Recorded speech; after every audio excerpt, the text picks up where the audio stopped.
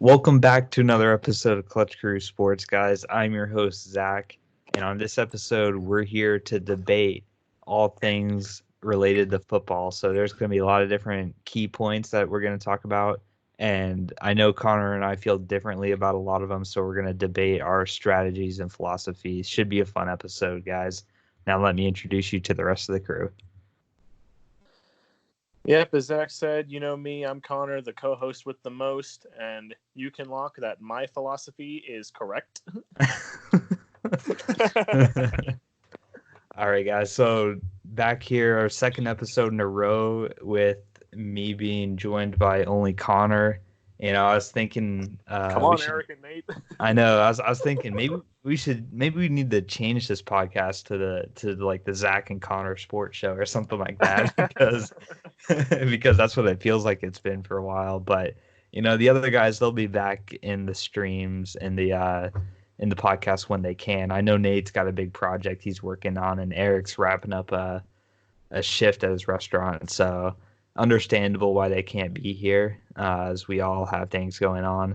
But we're here to talk football philosophy debates today. So I've got a couple of key points, like I said, mentioned on the screen for the YouTube viewers, but some of them are going to be kind of a reiteration of certain things that we've brought up in prior episodes. We've talked about fourth down a couple times and extra points versus going for two. But there's some other ones on this list that you might not know our stances on. And quite frankly, we haven't rehearsed this beforehand, so I don't know exactly where Connor's going on these. He doesn't know exactly where I'm going on these. So it should be interesting. Definitely there will be some things we disagree with. There might be some things we do agree with, though. But with that being said, guys, we'll start with our first key talking point here, which is fourth down. So, me as the more of a risk taker when it comes to sports, and especially going for it on fourth down. And this is where I'm going to lay a strong case for is going for it on fourth down more times than coaches tend to do in the NFL, because the way I see it is if you're in a 4th and 1 situation or 4th and 2 and you're not like backed up on your own end zone or anything like that. You're in that range where it's not really practical to kick a field goal, but it would be risky if you didn't get it. But still, I always like it and respect it more when teams go for it on fourth down, because they're showing that they're trying to play to win and not play to lose. And I think this league is so much of a copycat league where it's just been ingrained in everybody. Oh, it's 4th and 1 at your own 40-yard line and the score's tied, punt it. It seems like it's just been ingrained in everybody in that. But the thing you got to do, and this is something you got to do as a coach, is you got to really practice this stuff. You got to have a good game plan when it comes to fourth downs, what you're going to do. And, I do support some of the analytics. I know they're a mixed bag, but I also think coaches should have charts and certain things telling them what to do in this situation. So if it's 4th and 1 at this yard line and you get it, how big of a reward is it versus how big of a risk is it? I am an analytics proponent. I don't know all of them by all their little details and everything like that, because it gets complicated. But for the most part, I do support that, and I don't like it when teams just punt the ball because that's what it feels like everybody should do. I feel like that's how teams lose games more than teams win games. So that's why I like going for a fourth down, especially when you're losing. It's something you got to do. And another thing, too, another reason why I like when teams go for it on fourth down is that they show a faith in their team. They put faith in their offense and they put faith in their defense, because when you go for it on fourth down, you expect to make it. You don't do it not planning on making your fourth down unless it's like a Hail Mary at the end of the game. So it puts faith in your quarterback and your offense that you believe in them, that you're not scared of them screwing it up. You're not scared of your quarterback or offensive line screwing it up on fourth down. And it also says, hey, if for whatever reason we don't get it, defense, we trust you to make a stop. It's not like, oh, we don't trust our defense, so we're going to kick it off and try and get field position. So I do think that has some impact where players tend to respect the coaches that respect them more so. And I think going for it on fourth down has that dual effect for the offense and the defense, that the coach is putting trust in them that, okay, we expect to get it because we respect our offense, but we also respect our defense enough to be able to hold them if for whatever reason we don't get it. Another thing too on fourth down that can happen, you can get penalties too. So you can get a penalty to get yourself a first down, either pre-snap or during the play is a possibility.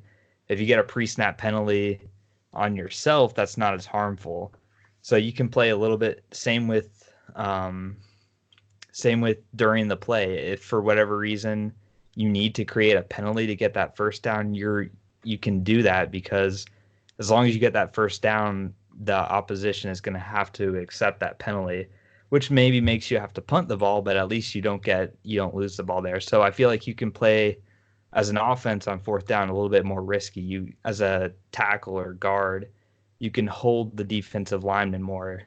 If you're an offensive receiver, you can maybe get away with more push-offs, just because you can. It's not like a third down where it's going to take you out.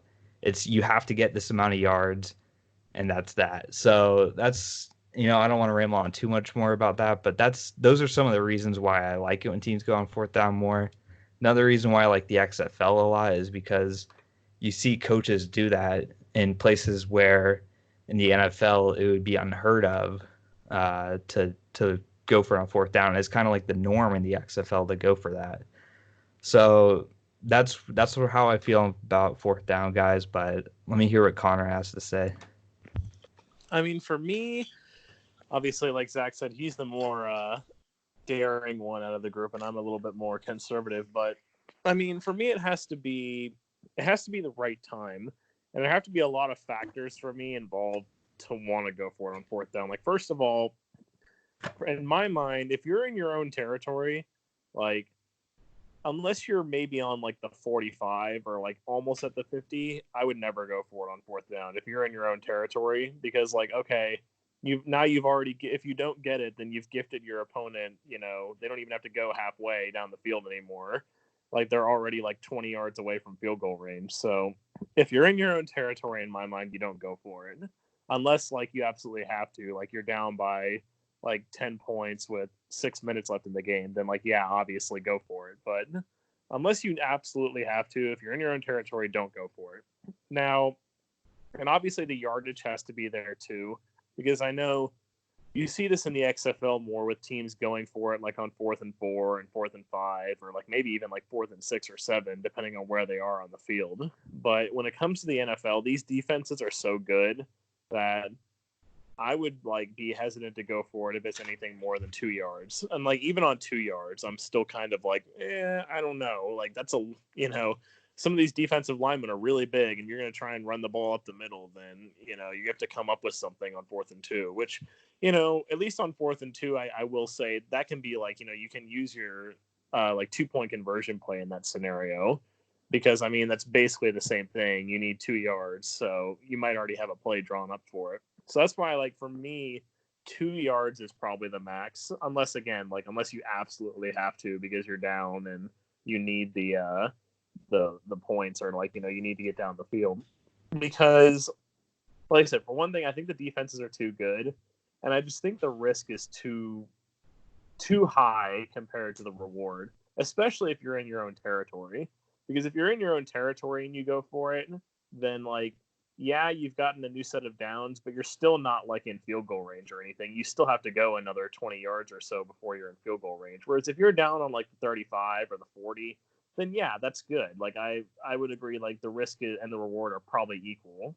And like, it may be still a little bit higher of a risk, but at least if you get it, now you have the chance to get points. Whereas if you go for it on like your own 45, even if you get it, it's like, well, you're still not in points range. You still got to go down the field. So, especially if you got a good punter, you can pin them, deep in their own territory. I will say I've never understood these teams that never go for it on 4th and goal when they're like on the goal line. That is one thing that pisses me off when it's like 4th and goal on the 2, and teams will like kick the 19-yard field goal. It's like where is the decision in this? Like either you get a touchdown or they're backed up at their own 1 or 2 yard line. Mm-hmm. Like they got a long way to go before they get anywhere. So on 4th and goal, if it's like 4th and goal on the 5, then like go ahead and take the points. But there's teams on the goal line that will like not go for it on 4th down, and that always makes me mad because it's like you're really gonna take like a 19-yard field goal over like the possibility of getting a touchdown. So I will say in that scenario I'm for it, but for the most part, I'm just a lot more cautious about it. I think like there definitely is a certain range of like no man's land where like I would say you go for it, because if you're on like the 37, 38, like maybe the 40-yard line, you're kind of in that range where it's like, okay, it's kind of too far to punt, but it's also kind of too far for a field goal depending on unless you got like Justin Tucker as your kicker, then you're probably not going to want to take that risk. So, and I've never also understood these teams that like intentionally take the delay of game. Because like teams that go out there, like if you go out there and you try and draw them off sides and then take the delay of game, at least you're doing something. But there'll be teams that will like intentionally go out there and take the delay of game, and it's like, what was the point of that? Like, just go for it. If it's like 4th and 1 or 4th and inches, and like you want to get more room for a punt, just go for it instead. Don't stand out there for 50 seconds and not do anything. So I guess it makes me sound like I'm a bit more of a mixed bag, but more often than not, I would not go for it in my opinion, just because I think the defenses are too good, and also it has to be. I meant to mention this too. It has to be a gauge of how your team is doing during the game. Like you mentioned, putting your trust in the defense and putting your trust in your offense. Well, if my offense is playing like garbage, then actually the offense isn't too big of a, like if your offense is playing like garbage, then maybe still go for it. But mainly my thing is if your defense has been playing like garbage, I wouldn't go for it if it's going to be like a high risk area, because it may give them a little bit of confidence that like, okay, I put my trust in you, but if they've been out there giving up like, 25, 30 points, then I don't want to risk them having to stop them again when they have much better field position. So, that's basically the gist of mine. Judge how your team is going, but more often than not, don't go for it. Okay, yeah. So I from your argument, you would probably end up, if you were an NFL coach, you'd probably end up going for it on 4th down more than the average head coach, though. Yeah. Still, just from what I'm hearing. So. Well, yeah, because the average head coaches don't go for it at all. So yeah. I definitely think they need to go for it more, but not to the extent that you proposed. Yeah. I think in a game, in an average NFL game, I think it was between both teams, they go for it like about 2 times a game, which is hardly any times. And like at least one of those is probably in a scenario where like they have to do or die. Yeah. It's so usually like that, do or so that die. doesn't really count, really. Mm-hmm. Yeah. So that's 4th down though. That's where we stand on that, and then the extra points is going to be kind of it's a similar thing. I feel like if you're like I was on 4th down, you're probably where I'm going to lay on this position, which is where teams really should be going for 2 more than they should be kicking the extra point, because I will say this is another reason for the 4th down thing. Like I said, is I respect teams that play to win and not play to lose. And here's the thing: if a team came up with a radical idea where they went for 2 every single time, unless the game Steelers did that one season pretty much. unless it's like the end of the game and you only need 1 point to win, like other than those like circumstances, going for 2 every single time, you're changing the game because you're dictating what the other team now has to respond with. So let's say you get a touchdown and you get it and you're up 8-0.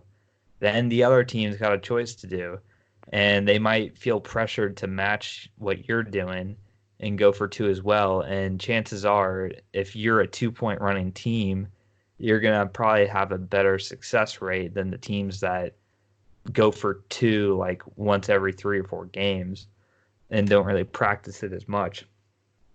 And another thing too that people need to understand is it's only 2 yards you got to get on this 2 point conversion. It's not that much. It's not like that you're being asked to go get a first down on 1st and 10.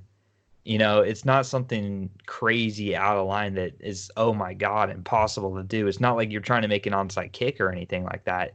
You're just simply asked to get 2 yards with the football.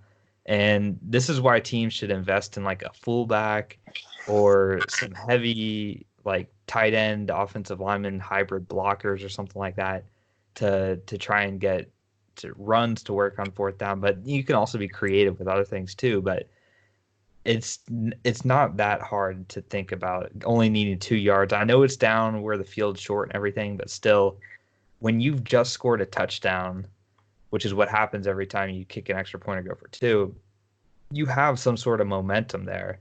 You have a play where you just reached the end zone from whatever distance it was. Maybe it's the inch-yard line, maybe it's the 10-yard line, maybe it's the other team's 30. Wherever you went from, you just got it past the goal line.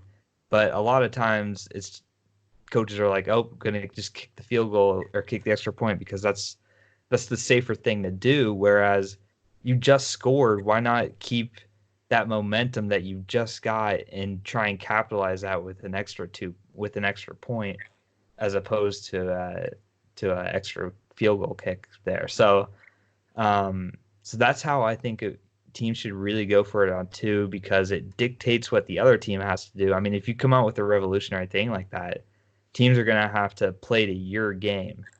And another thing too is if you go for it every time, and you make it, like let's say you just go for it twice and then you miss it once but you get it once another time, you're still at 14. So it's not like not getting these extra points is going to doom you for the rest of the game.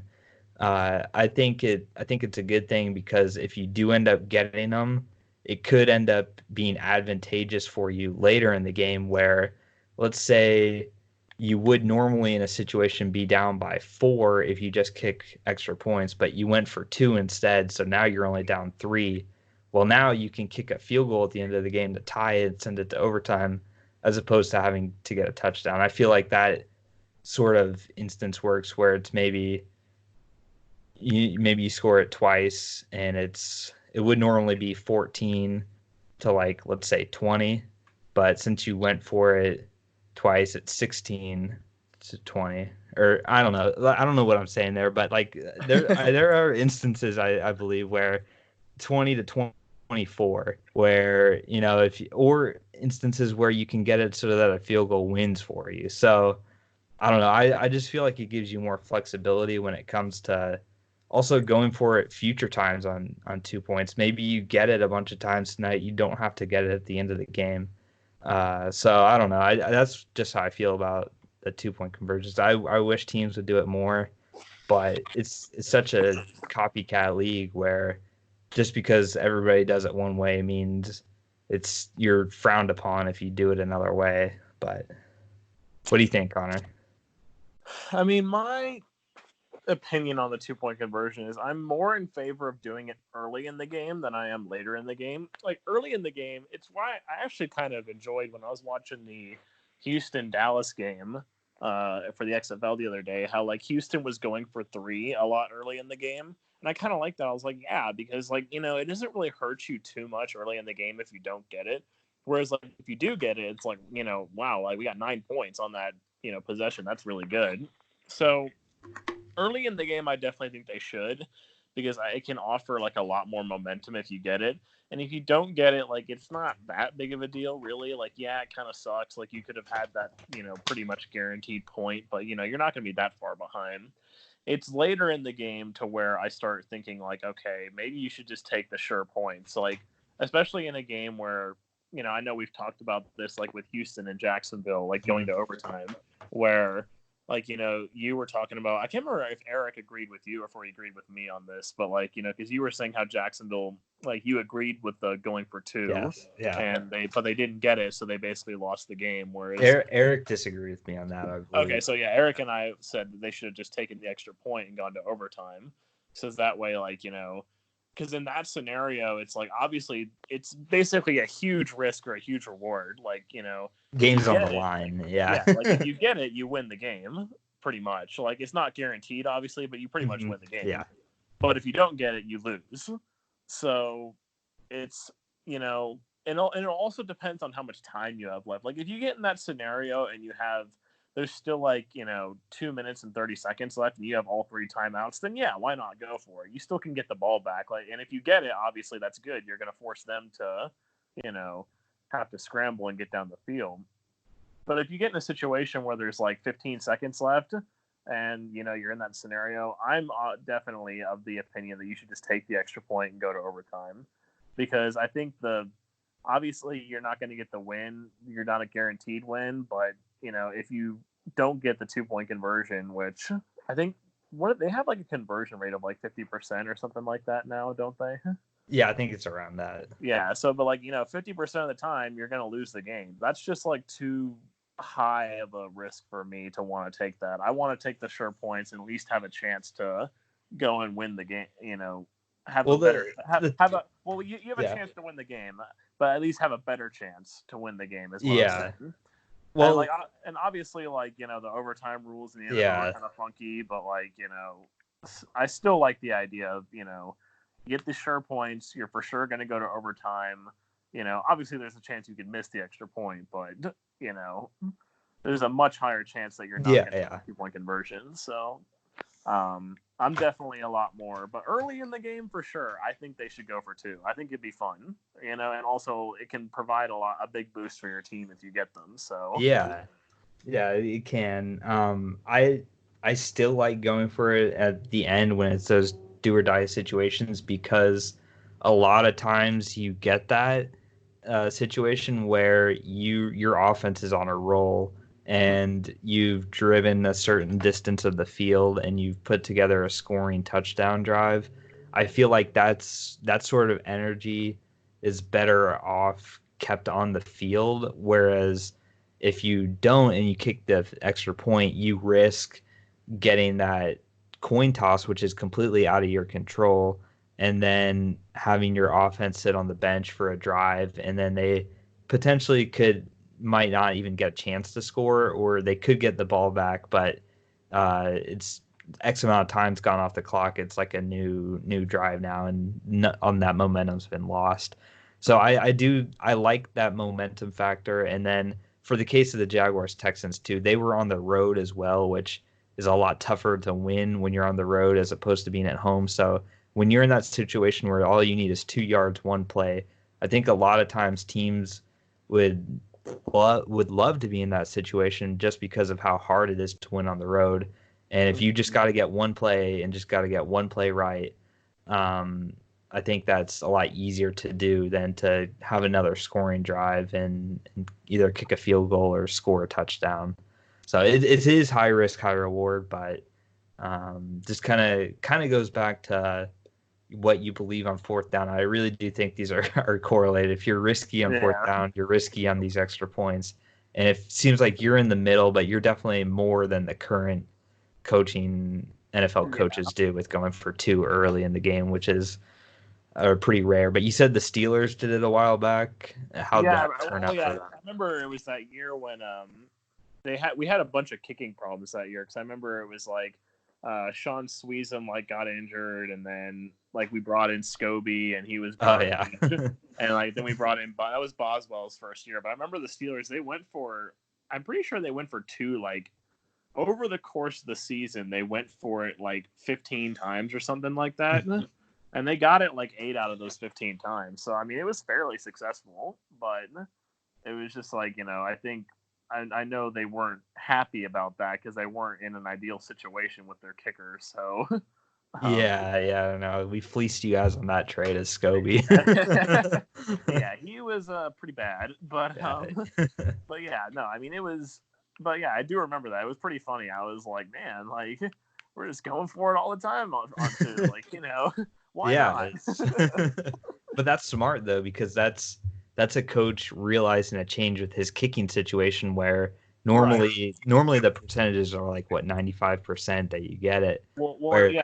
That was the first year. I remember that was the first year when they moved the extra point oh back yeah, yeah, to, that was like a 33 yarder. So then I think that's what sparked it. Because obviously, like if it was still the old extra point, I don't think he would have done that. But that's since true. that was the first year that they moved it back, Mike Tomlin was like, "Yeah, I don't know, let's just go for it. Why not?" Yeah. So that's how we lie on extra points. But feel free, guys. We still got some more to go here, but feel free also to message us or comment down below. Email us at clutchcrewsports@gmail.com. Just where you lie on the spectrum of these stuff. Do you lie more like me to the extreme on going for it on these situations, more moderate, or more conservative? So, because I want to see where you guys do. Maybe I'll put up a Twitter poll as well for these topics to see where Twitter audiences stand on this. But I would be curious to hear what you guys have to say.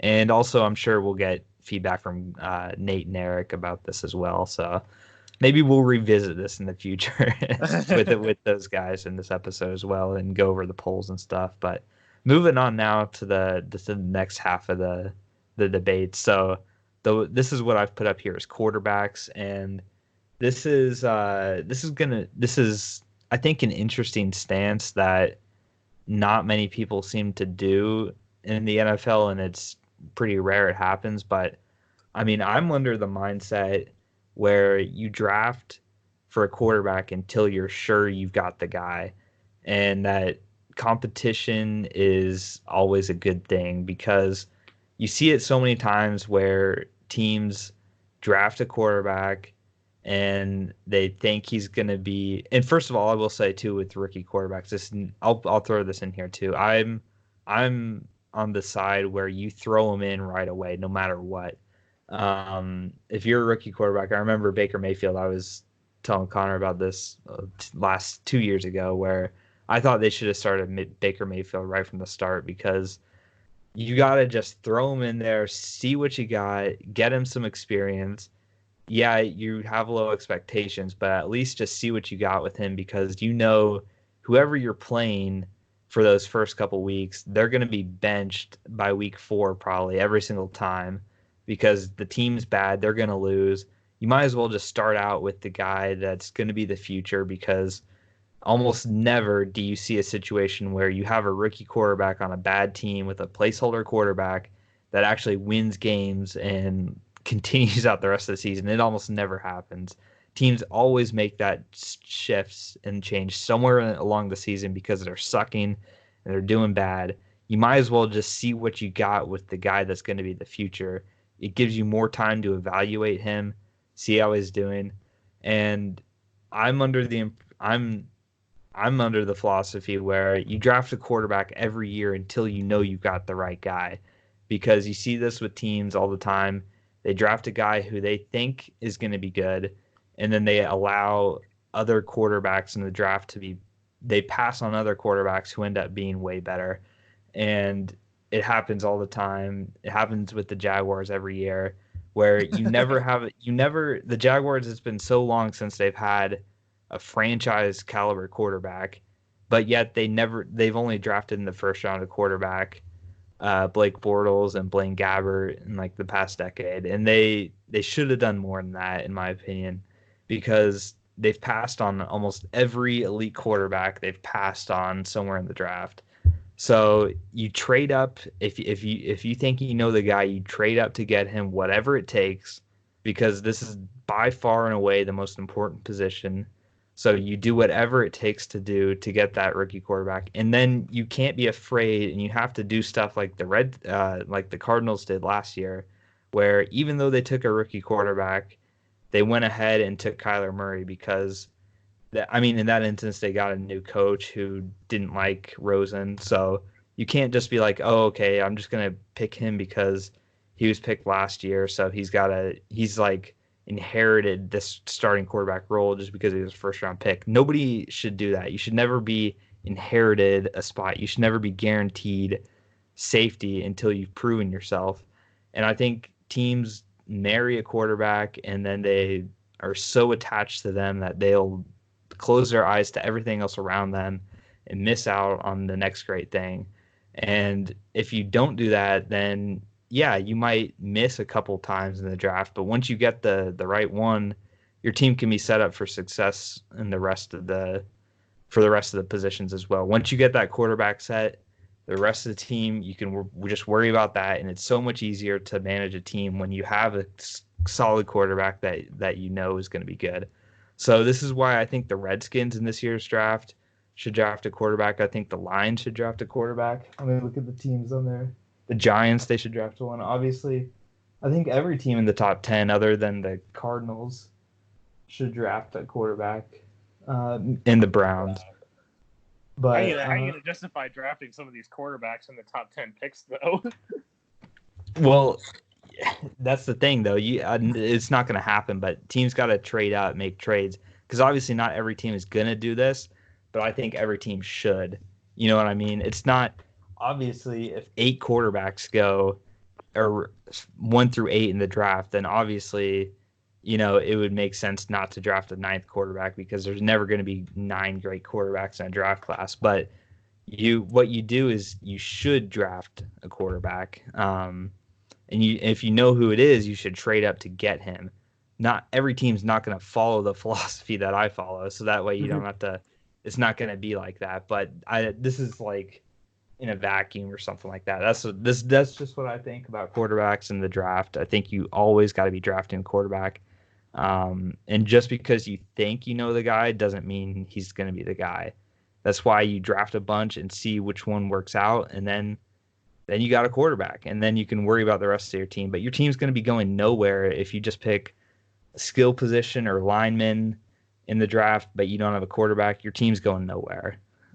For the most part, it's very hard to win a Super Bowl with a below-average quarterback. So that's where I stand on this. So now, Connor, that you know where I'm going with this quarterback thing, do you agree with most of my premise? Do you agree fully with what I said, or disagree fully with what I said? Well, I'm sure this will probably come as no surprise to you. I quite disagree with your point. I mean, because in my opinion, like, I get where you're coming from, saying, like, obviously quarterback is very important and you should draft until you have a good quarterback. But for me, like, I've seen so much of it over the past few years, like, or not just the past few years, but like since I've been watching football, I've seen it so often to where that doesn't work out ever, that I'm not sure if that's a good strategy or not, because I've seen it so often. Like, okay, how many quarterbacks have Cleveland had since they came back into the league? Like almost 30. And a lot of those quarterbacks have been first round picks which like, I also know that when it comes to like putting your quarterback in the game, it all depends on your situation, because there are some teams that can draft quarterbacks and they don't have to put them in. Like, they can sit on the bench for a little bit. And there's obviously teams like, the Cardinals this year, like they had to put Kyler Murray in. Like, who else were they going to put? Like Drew Stanton? Like, nobody wants him. But I'm definitely more of the opinion that I do think these quarterbacks need a little bit more, at least a season. Maybe not like, 2 or 3 like what Aaron Rodgers had, but I think they need at least one season to get up to speed with the NFL level, because we've seen it so many times where quarterbacks get thrown in there and they suck. And then you're right back to square one where you started from. Whereas, I think if you let the quarterback develop a little bit, more than just like 4 games, then I think you'll be okay. And I think some teams need to resign themselves. I mean, Eric said this about the Cincinnati Bengals this season. They need to resign themselves to the fact that they're going to probably suck the first year after they draft this quarterback, but they're just going to have to live with it. They have to realize, okay, like, you have to take the L, realize that this season is a loss. Obviously we're hoping to get maybe like 5 or 6 wins, like do better than like the 2-win performance, but not expect big things right away. Because I think that's something else that teams get caught up in, is they draft this quarterback, that's supposed to be the next big thing, and they get caught up in, oh, we're going to go to the playoffs this year. And that's just not a realistic goal with a quarterback who has not played a single snap of NFL football. It's so much different the NFL is such a different animal from college that these quarterbacks need time to adapt without getting thrown in there right away. And like I said, with some of these teams that, like, you keep drafting a quarterback until, you get the right one. Some of these teams that have been following that strategy, they keep trying to get this quarterback and they still suck. Like, they've been sucking since, the early 2000s, like Cleveland. I mean, Detroit thinks they've had one with Matthew Stafford, but like, I think Arizona's a good example of that. They had like some success with Carson Palmer, but other than that, they've been drafting these quarterbacks and it's not been going very well. I know that, like you mentioned, the Jaguars, every time they draft a quarterback, it doesn't go well. The Bills finally seem like they're getting on the right track, but that's 20 years later from when they started drafting quarterbacks. So I just don't think I think if you want to, like, maybe if I look at it this way, if you maybe want a strategy where you're going to win, you're going to find the right gem like 20 years from now, then I say you go with that strategy. But if you want to win now, I don't think you can do that. I think you need to develop a quarterback, and you also need to develop a team around them. Because we've also seen it too, where you have these quarterbacks that are really good quarterbacks, but you spend so much time and so much effort on finding that quarterback and so much money sometimes. Like, this isn't just for quarterbacks that you draft, but like free agent quarterbacks. You spend so much money on these quarterbacks that you leave them with zero team around them, that they can't do anything. Because yes, the quarterback position is very important, but football is the ultimate team sport. Like my dad always likes to say, every position matters in football. You can't have, I mean, I think offensive line is the biggest example of that. You can't have 4 really good offensive linemen and one that sucks, because that one that sucks will get beat every time and your offense is going to go nowhere. You need to invest in everything and not just the quarterback. And so that's mainly why I disagree with the whole drafting a quarterback every year until you have the right one, because I think you get so caught up in that, that quarterback thing, that you forget about the rest of your team, and it just causes you to suck. Yeah, I mean, you still have other draft picks though. That's what you can. I feel like you can still put together a team, but if you don't have that quarterback, no matter how good your team is, you're going to be held back from contention. So it's one of those things where I would want to have the quarterback first and then build around the quarterback, because even though you mentioned the Cleveland situation, like, at least they're trying to replace their quarterbacks and find something better to stick. But teams like the Jaguars, on the other hand, they just turn blind to everything else once they pick a quarterback who ends up sucking and busting. Whereas because they were so loyal and spent so much time on these quarterbacks, then they pass up on quarterbacks like Deshaun Watson and Mahomes, who other teams trade up for and get because they see stuff in them. I think the Chicago Bears with that too. Yeah, I mean, they at least tried. They picked the quarterback and they just got the wrong one. Yeah, they just got the wrong one. And it is like a crapshoot. I mean, you just gotta you gotta go with one though. But I don't know, man. There's almost in almost every draft class there's a good quarterback or so, and you can't be blind to the fact that you've got a quarterback on the team that's making X amount of money. If he's not good, you need to find his replacement. You constantly need to be drafting these quarterbacks, because I just don't think every position matters. We'll get to team building next, but if you don't have a quarterback, you're not going anywhere.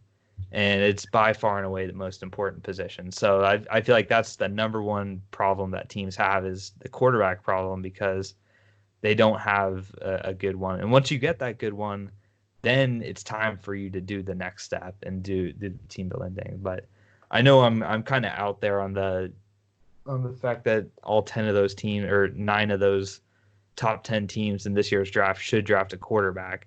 Obviously that's not going to happen, but I think they should, because I think none of those starting quarterbacks on any of those teams are worthy enough of being a guaranteed starter. They should have at least some sort of competition and feel some sort of pressure on them to perform better or have somebody else beat them out and be better than them.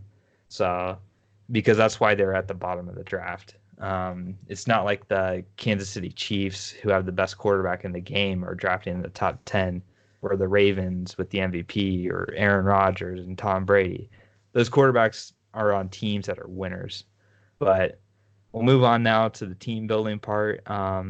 So I'll say for team building, this is, for my argument, is going, once you have that quarterback, then you focus on team building. And these are the steps that I would take for team building. Number one, never spend anything in free agency.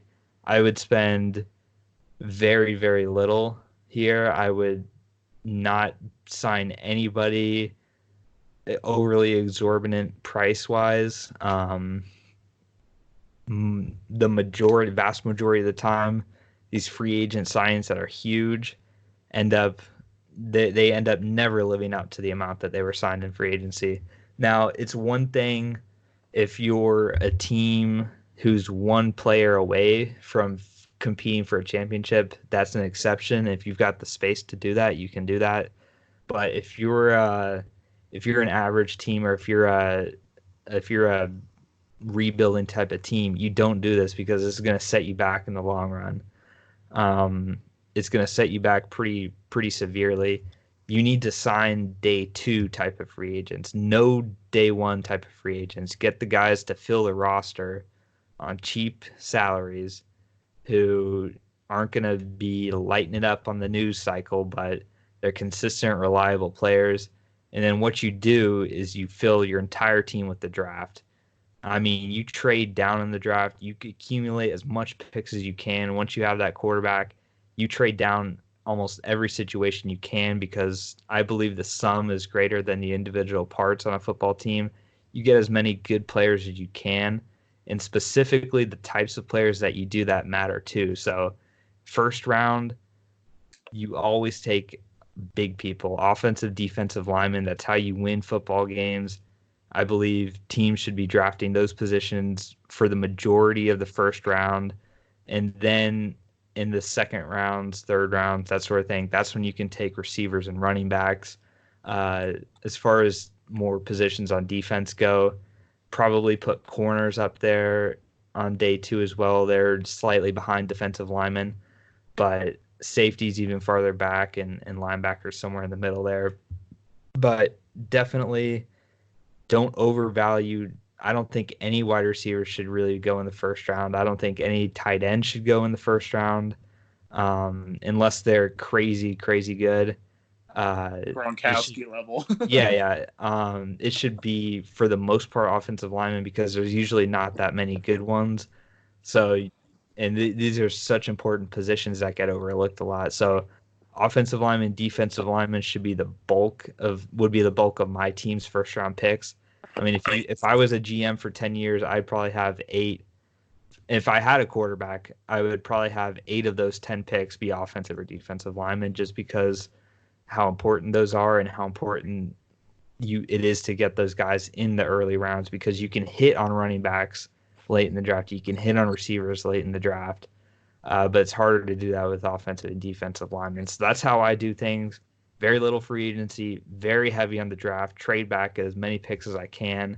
I feel like any of those top teams at the top, if they're not taking quarterbacks, they should absolutely trade back, even if it's just to get one more first-round pick or a second-round pick to move back like 5 spots. You do that because you suck right now. You need to get more players on your team. That's a clip-worthy moment right there. Because you suck right now. But yeah, I mean, I hear all these Redskins fans on Twitter all kind of rant about the Redskins fans. They're like, oh, it's going to take 3 first-round picks for us to move down 3 spots in the draft. I'm like, are you crazy? If you get one more first-round pick, you move down 3 spots because your team sucks. Like, unless you're using that for a quarterback, Chase Young is not more valuable than, I don't know, Okuda or Derek Brown or Malachi Benton or Tristan Whiffs. None of those players are that much more valuable than Chase Young when you combine that with another first round pick. So that's just how I feel about the draft and free agency. But Connor, take it away, man. I mean, you do bring up a lot of really good points. I mean, I'm not sure because when it comes to trading back, like, yeah, for me, it would have to be something like really valuable. Like you said, another first round pick, I would love that. I mean, that's why the Dolphins are in such a good position this year. They have like 3 first round picks. I mean, and who knows, maybe if they can like get a 4th first round pick and trade away like, their higher one, that'd be amazing. But I definitely agree with your point about, getting the offensive linemen and getting the defensive linemen because especially offensive linemen. I mean, you see all these teams nowadays that like even they can have like the best quarterback, the best running back, the best wide receivers, but they have this god awful offensive line and they can't do anything because their running back's getting tackled in the backfield, their quarterback's under pressure every 2 seconds. Yeah, maybe their receivers are getting open, but the quarterback has no time to find them. So I definitely 100%, 100% get offensive linemen because you're going to fail if you don't have them. And they're much better when they're top round picks too. It's not like it's harder to get them good late in the draft. Right, exactly.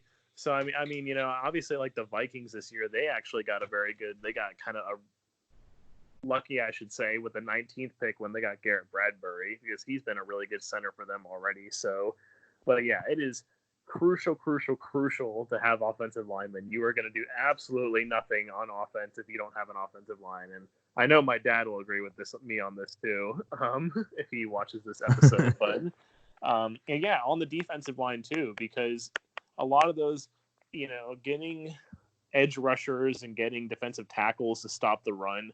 Because we see this a lot of the times too, where I know the Steelers have had this issue the past couple of seasons where this is why I think middle linebackers are really important. Mm-hmm. Teams like spend so much on outside linebackers and like, yeah, edge rushers are important. I know I said that earlier, but like more so I think interior linemen and middle linebackers and corners would be the 3 most important because corners, so you can cover the receivers, but having those interior linemen and those middle linebackers mean teams can't really run the ball on you a lot. And because we see it all these times now with a lot of these defenses that have like, they'll have top-notch corners and they'll have top-notch edge rushers, but they don't have a good middle linebacker or a defensive lineman. So yeah, you have the best pass defense in the league, but you're getting, the other team is running for 100+ yards on you every game. So like, I know that's one issue that the Jaguars and Bills have suffered from recently is that, and the Steelers, like I said, the Steelers too, ever since we lost Ryan Shazier, we haven't had a true like good middle linebacker. So teams will run the ball a lot on us. And, all the Steelers fans keep saying like, oh, we need corners. Like we've got good corners. Like our DBs are solid. We have Joe Hayden, we got Steven Nelson, and obviously we got Minkah Fitzpatrick in that trade from the Dolphins. So like our secondary doesn't need any help. We need a strong middle linebacker. Hopefully Devin Bush can turn out to be that. But I definitely am mostly agreement with you on your philosophy here. But so free agency though, that's another part of this. Yeah. I mean, free agency, yeah. Again, I also agree with you on that too. Like these teams that go out and spend all this money on these free agents, like it's just a waste of money most of the time. I mean, you see what happened with the Browns this season. They went out and spent so much money in free agency to go and get like Kareem Hunt, Odell Beckham Jr., and all these players. And where did it end up? It ended up 3rd place in the AFC North, missing the playoffs. Mm-hmm. And so, and everybody keeps talking, oh, the Browns had this super team. Well, what killed them? Offensive line killed them. They didn't have an offensive line. I think the Colts are like the opposite of the Browns when it comes to that. Like right. The Colts are like exactly how I would be doing things. Like and so who knows? Because like they got dealt a huge blow when they lost Andrew Luck. Like who knows what they could have done if they had Andrew Luck? Because not only do they have the offensive line, but they've got Marlon Mack, they've got T.Y. Hilton, like they've got weapons. So. But yeah, and also like if I want to use another example of a team that just spent a lot of money in free agency and crashed and burned, I like just lost them in my head as I was talking, and now I'm mad because I had a team that I was going to mention, but I lost them. Cowboys maybe. I mean, the Cowboys could be one. I mean, they spent all that money on Zeke. Well, but the Cowboys have a good offensive line, though. I think that's more of a coaching issue. And more of a Dak Prescott issue than it is an issue on the Cowboys.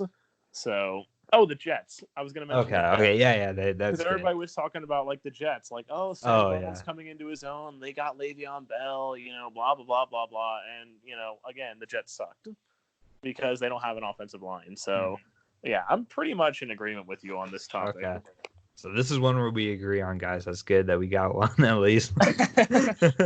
So that, yeah, Well, that, because I think I know we're going to disagree on the next one. So yeah, we'll probably disagree on this next one, but yeah, that'll cover kind of the draft one too, since we factored in free agency and draft and that. So we'll do our last one here, which is what you want your head coach's background to be. And for me, I'm under the philosophy where you want your head coach to be offensive minded with a good relationship with your quarterback, because what what I've noticed in the NFL is that having a really good defense is hard to sustain from several years down the line, regardless really of the coordinators. In today's NFL, it's harder to keep a consistent defense than it is a consistent offense, I think. And I think it's worse when you have a defensive minded head coach and your offensive coordinator is having high success with your quarterback, and then he gets plucked from the team and taken to a rival or a team from out of conference, because that's such a big blow.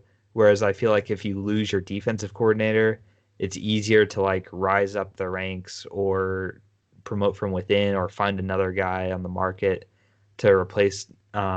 This isn't really. I'm not saying like offense is more important than defense or anything, but it seems like to me that quarterback uh, offensive coach relationship is so much more important, because that's going to be the longevity of your team. If you have a head coach that has that relationship, like I said, I don't want to repeat myself here, but like if you have that relationship, that's you're not going to lose that. Like your head coach is probably not. I mean, we saw Marone leave as head coach because he thought he was going to get a head coaching job with the Jets, but for the most part, you're not going to be. Coaches aren't moving from a head coach from one team to head coach of another team like right away in one season. So that's why I think it's so crucial to have an offensive coordinator, and the defensive coordinators. I feel like you can rotate, and even if you do have a good one, it just seems like so many times these defenses are good for 1, 2, 3 seasons, and then they start regressing or fall off the map. But if you get that offense, they can be consistent, I think, for a longer period of time. So I mean, yeah. So, like I said, this is where we're going to disagree because mhm. I definitely think that you should have a defensive-minded head coach when it comes to your team. I mean, I know having an offensive-minded head coach is, you know, good and like you get that quarterback relationship, but I think in my mind we've seen it time and time again where it's been the teams that have the best defenses that do. I mean, obviously it was uh, not the case this year where the Chiefs ended up being the front Yeah, runners, but for the most part in the past, it's been the team with the better defense that's won the Super Bowl. I mean, just look at the New England Patriots. I mean, Bill Belichick is a defensive-minded head coach, and obviously, and his system has worked because you look at Peyton Manning. Peyton Manning won 2 Super Bowls over the course of his career. One of those was where he sucked, and the Denver Broncos defense carried him to the Super Bowl win.